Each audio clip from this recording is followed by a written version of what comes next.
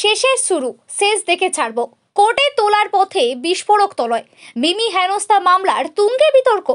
বনগাঁ মহকুমা হাসপাতাল থেকে আদালতে তোলার পথে বিস্ফোরক মন্তব্য করলেন অভিনেত্রী মিমি চক্রবর্তী হেনস্থার ঘটনায় গ্রেপ্তার হওয়া তনয় শাস্ত্রী।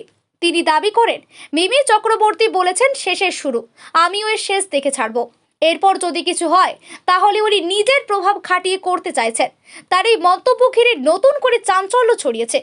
উল্লেখ্য, গত 25শে জানুয়ারি বনগাঁর নয়া গোপালগঞ্জ এলাকায় মিমি চক্রবর্তীর একটি সাংস্কৃতিক অনুষ্ঠান ছিল।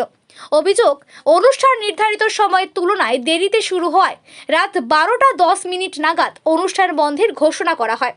এতে অপমানিত বোধ করেন অভিনেত্রী। পরদিন বনগাঁ থানায় লিখিত অভিযোগ দায়ের করেন তিনি। ওই অভিযোগের ভিত্তিতে গতকাল তনয় শাস্ত্রীকে ডেকে পাঠাতে গেলে পুলিশের ওপর হামলার অভিযোগ ওঠে। এই ঘটনায় মোট 3 জনকে গ্রেপ্তার করা হয়। আজ তনয় শাস্ত্রী সহ বাকি 2 জনকে বনগাঁ আদালতে তোলা হচ্ছে। আদালতে যাওয়ার পথেই তনয়ের মন্তব্যে মামলাটি নতুন মোড় নিল বলে মনে করছেন রাজনৈতিক ও প্রশাসনিক মহল। মিমি চক্রবর্তী বলেছে যে মিথ্যা দিয়ে সত্যি ঢাকা যায় না। না, উনি হিন্দুত্বের ব্যাপারে লড়ছে, হিন্দুকে উনি ওনার পাওয়ার দেখাচ্ছে না। সেই ক্ষেত্রে আমিও বলছি যে মিমি যেমন বলেছে শেষ দেখে ছাড়বো, সবে শুরু, মিমিকেও আমি বলছি আমিও এর শেষ দেখে ছাড়বো।